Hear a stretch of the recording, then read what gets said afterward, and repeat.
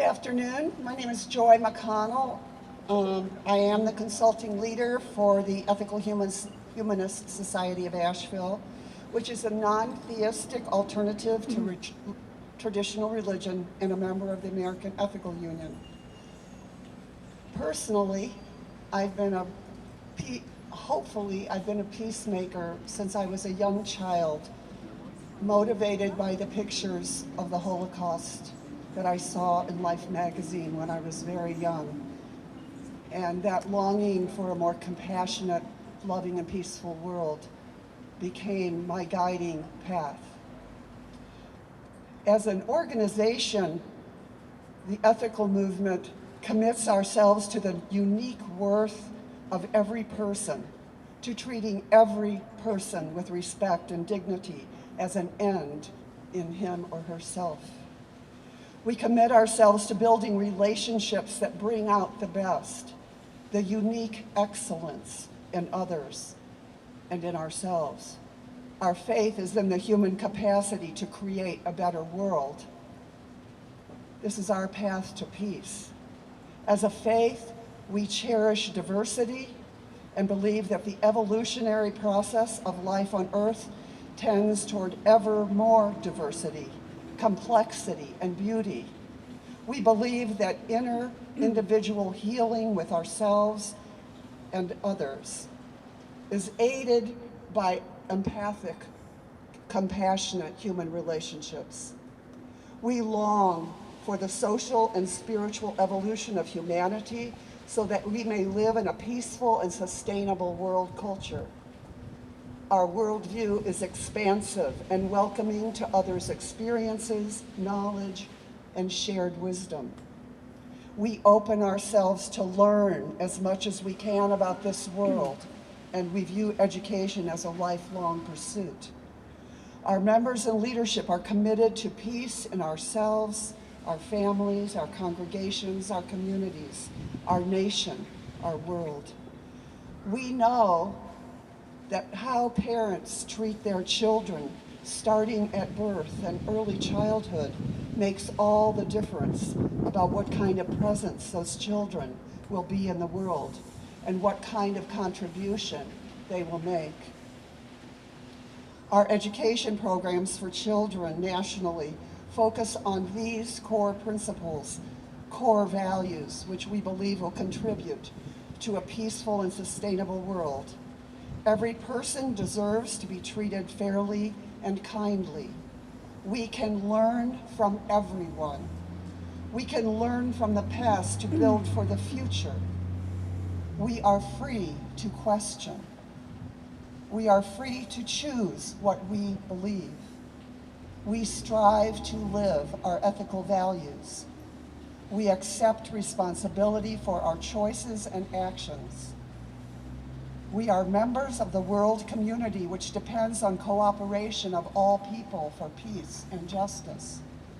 And we celebrate the joy of being alive and sharing the beauty and diversity of life all around us, within ourselves, with our families, with our community, with our world.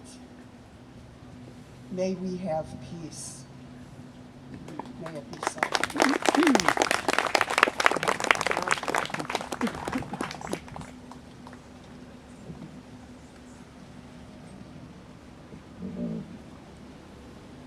Good afternoon.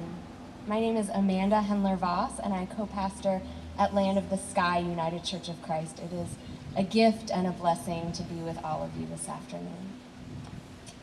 So here's what I was never taught growing up: that our nation was founded on the genocide of indigenous people, that our first addiction was turning the labor of Black bodies into profit, that we spend more money on militarism than the rest of the world combined, that there are more Black Americans in prison or jail on probation or parole than were enslaved in 1850, that when we dropped the nuclear bomb, we had already firebombed 67 Japanese cities, which Robert McNamara later confessed was a war crime. These truths about who we have been are not in keeping with who we long to be. And yet we are stuck in what Dr. Martin Luther King Jr. called the triple evils of poverty, racism, and militarism. From the streets of Ferguson to the Syrian cities on fire, our world is rife with war. In a presidential campaign that insults women, discriminates against Muslims, and wants to build higher walls to keep out the immigrant, we are in desperate need of peace. In the Christian tradition, we lean heavily on the concept of shalom from our Jewish sisters and brothers. Shalom extends beyond the idea of peace as the absence of war. Shalom expresses the wholeness that God dreamed for us when we were created. Shalom is the harmony that comes from living in right relationship with the earth and one another. Shalom is peace for your mind, health for your body, and well-being for your soul.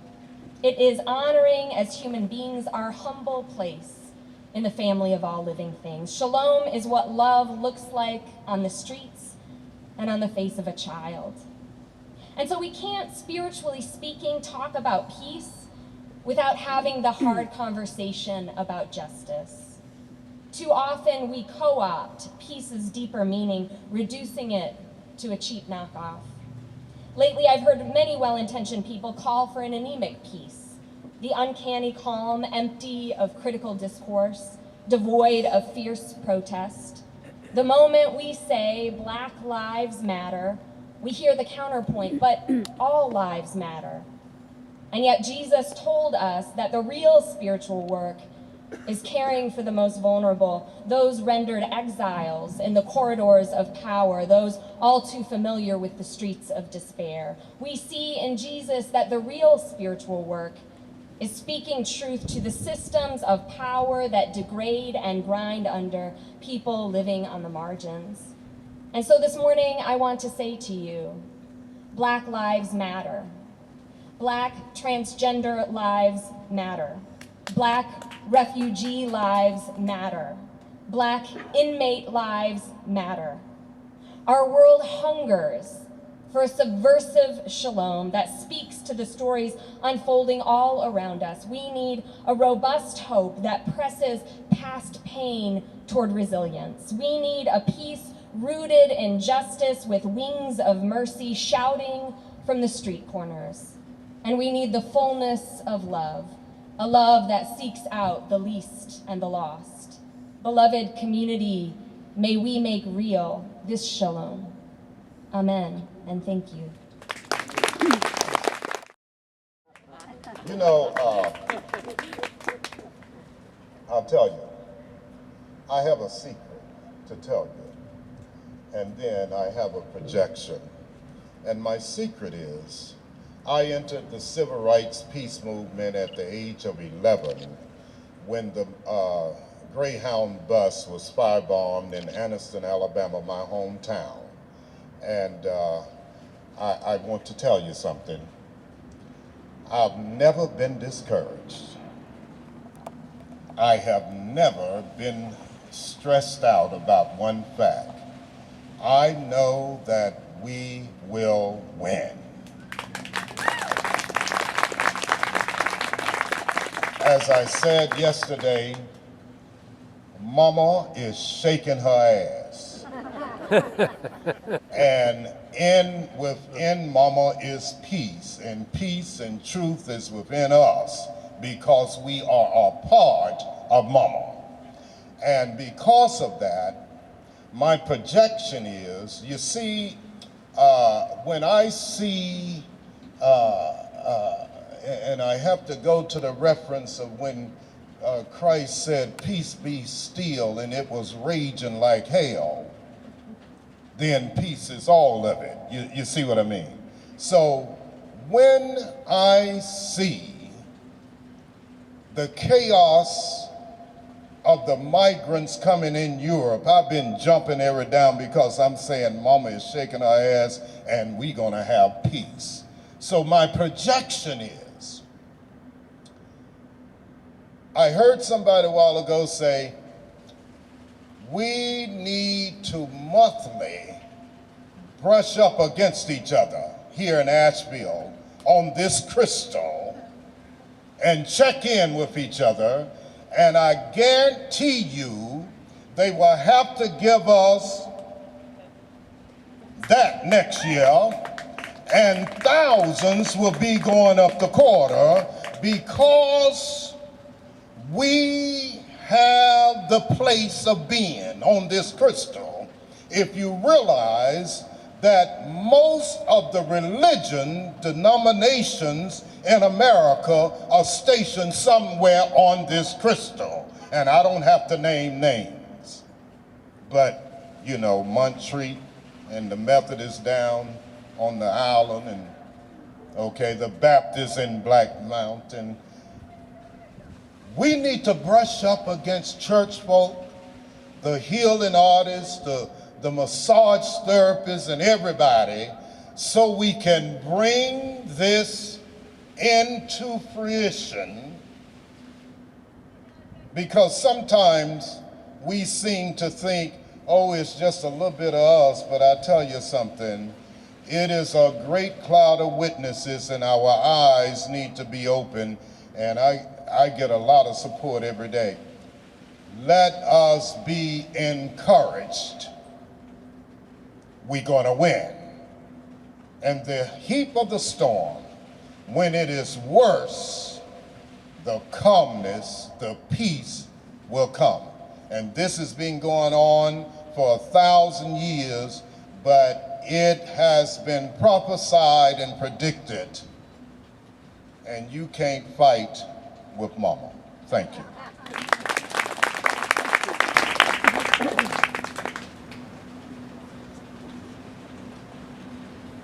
I'd like to begin with a salutation from our sisters and brothers in the Muslim community.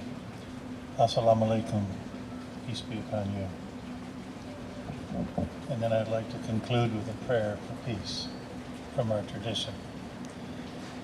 Send thy peace, O Lord, which is perfect and everlasting, that our souls may radiate peace. Send thy peace, O Lord, that we may think, act, and speak harmoniously.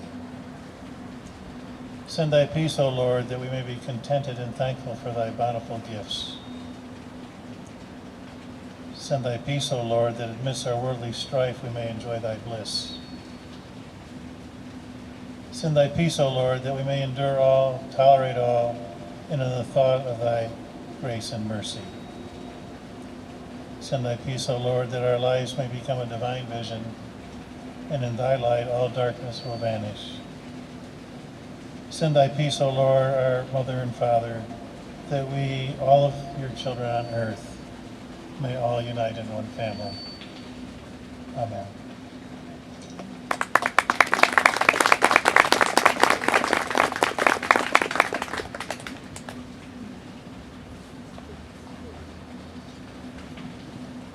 What wonderful words from our four speakers. You know, I'm sitting back and I'm looking at the list of folks today. We have been very lucky to have so many wonderful people here participating today. And as I was looking at the list that was sent to me last week, it was no surprise to me to see the name of the next person I'm going to introduce on that list. In the past several years, I've had the great opportunity of meeting many people, and occasionally folks will rise up and stand out just in those brief moments that I've gotten to know them as being true and wonderful human beings. And one of those, I'm very happy to say, is here with us today. A very talented individual and a beautiful human being, David Lamott.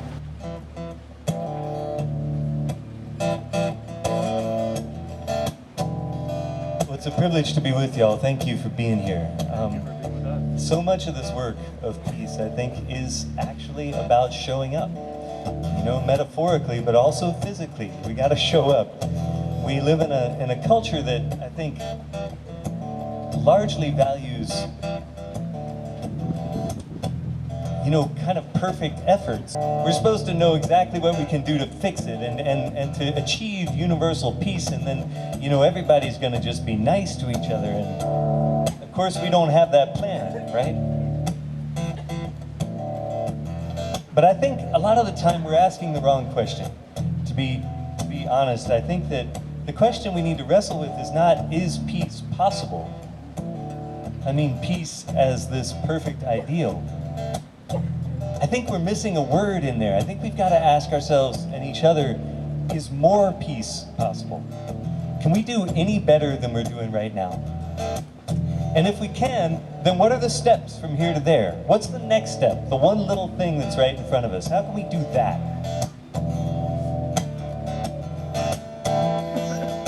In the year 2000, I was in Sarajevo, and it had just, they were coming out of a very difficult period there, as you remember, a horrible war, which they're still struggling to get done with, I think. And it was quite evident to me when I was there that the bombs had stopped flying, but it wasn't peace. The absence of overt violence, as was just said by my sister, is not peace. And the presence of peace was absent. But, as so often happens in really dark times, the rays of light that were shining there were so bright, and they stood out so vividly. I got to go to a little choir practice that kind of blew my mind. It was a very moving experience for me, and I confess to you that going to a choir practice is not always a moving experience for me. But this one was in a church in the basement of Sarajevo, and it was a choir called the Pontanima Choir. And that's a choir of Muslims and Christians who had gathered in the immediate aftermath of a war in which Muslims and Christians were killing each other because they were Christians and Muslims. They had gathered together to sing together, and to sing each other's sacred music together. That's some peacemaking. That's a solid step. Rehumanizing those who've been dehumanized in our own eyes. Those folks show up in this song. I wanted you to recognize them when they walk by. I co-wrote this song. I wrote the verses, and Francis of Assisi wrote the chorus. I've always liked his songwriting, I thought. And he's been really generous about the royalties. It's great.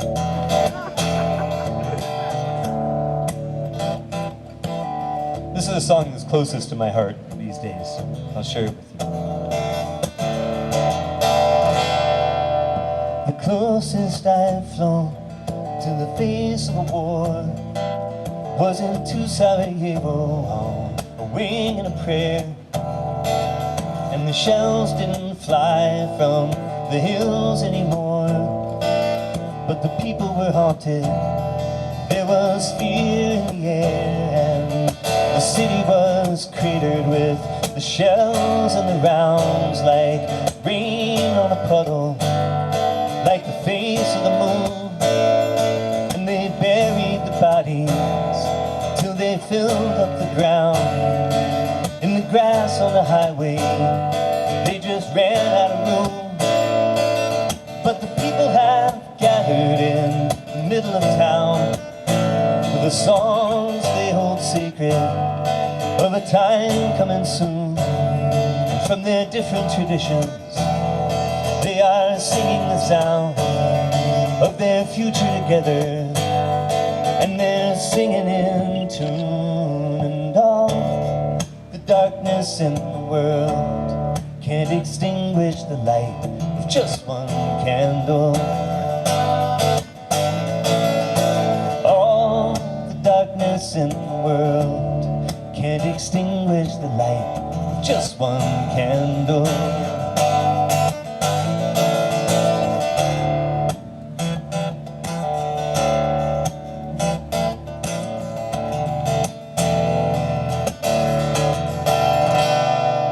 I got word overseas that an old friend had died. She was bright-eyed and laughing, and gone far too young, and my spirit and body felt hollow inside, and I wanted to cry out. No sound would come, so I walked through the night in a dangerous town where the gunfire can sound like the 4th of July. But by chance I looked up, and the stars shining down toward the wind from my lungs and the rain from my eyes. Because just like my friend, those stars are long gone, and that light has been shining for thousands of years. So the light that we shine seems to go on and on, like those rays across the cosmos to refract through my tears. And all the darkness in the world can't extinguish the light with just one candle. You can say love is a powerless tool, that the real world is heartless, and that hope is for fools. But I've watched for the sunrise, and the truth that I've found, it's not light that is fragile, it's the other way around. All the darkness in the world can't extinguish the light of just one candle. All the darkness in the world can't extinguish the light of just one candle. Just one candle. All the darkness in the world can't extinguish the light of just one candle.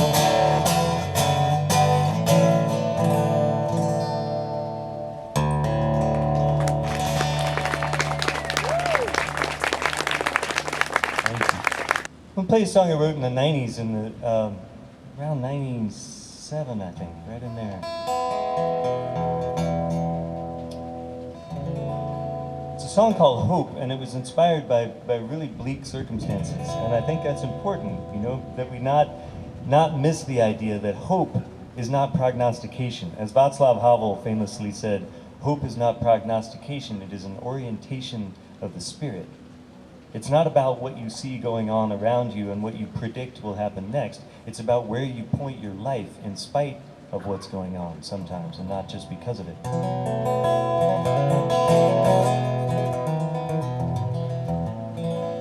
In the Civil Rights Movement, they called it making a way out of no way.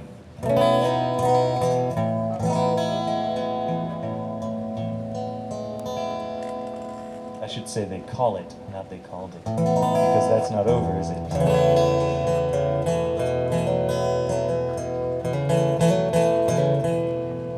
I got a lot of hope for the future, got a lot of faith, things can work out fine, got a lot of dreams for a better world. I got a lot of work to do if I'm gonna make them mine. Yeah, yeah, yeah, yeah.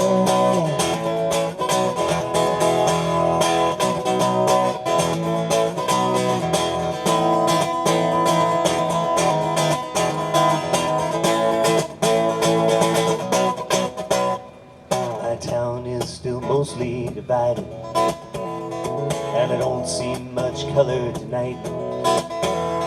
And I know that it's all complicated, that the issues are not black and white, no.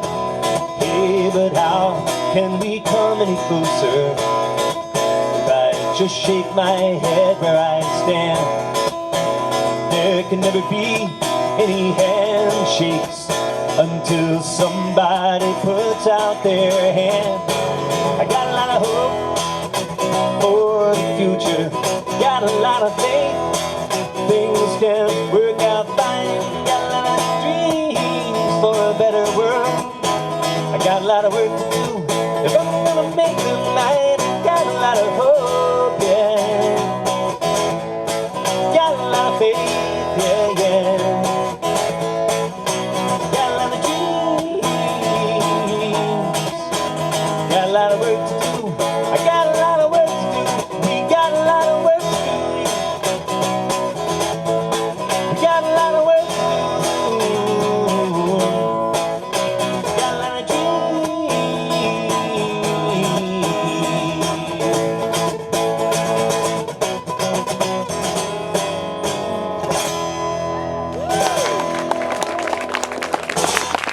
If I had hair, I would flip it right now.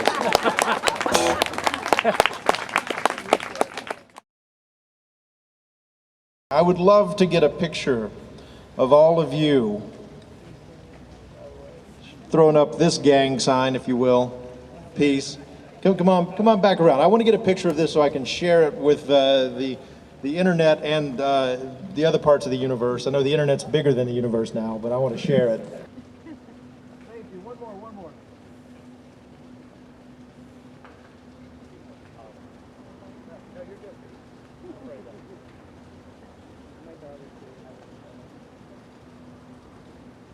As we move out, let's take a moment and just greet each other in peace. Get to know your neighbor. Spread the peace. And thank you to Rachel and everybody else for putting this together. Warm hand.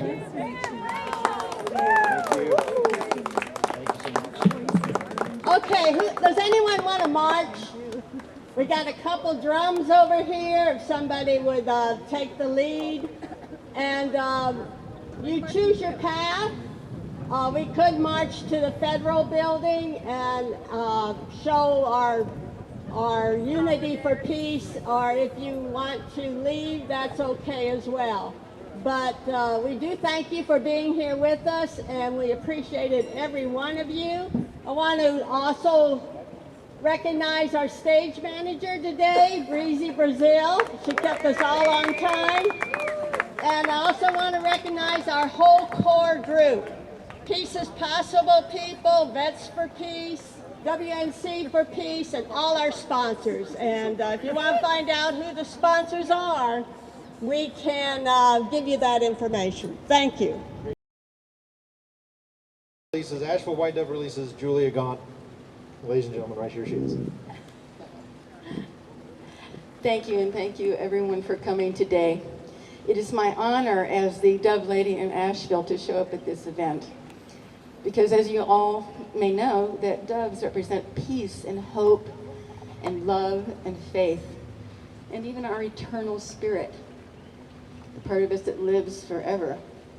But right now we're on this earth and we are one people, and we have one planet, and we have an opportunity to make a difference. Some of you may know that Wayne Dyer passed away just recently, and what I read in one of his books last week was, we have to start from the end sometimes, and that imagination is a very powerful tool. So let's all join in our imagination and see this earth being one planet with one people and one spirit.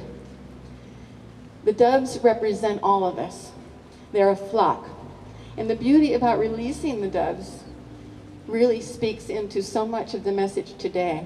Because when they're released, and I'd like to ask those of you to come out from under the tree, and for a moment maybe we can just stand in this turnaround and hope that no cars come through. And when the doves are released, the beauty is that the whole flock circles around, and if one bird goes astray, they go back to take that bird in. Isn't that the way that we want to be in our families, in our communities, in our tribes?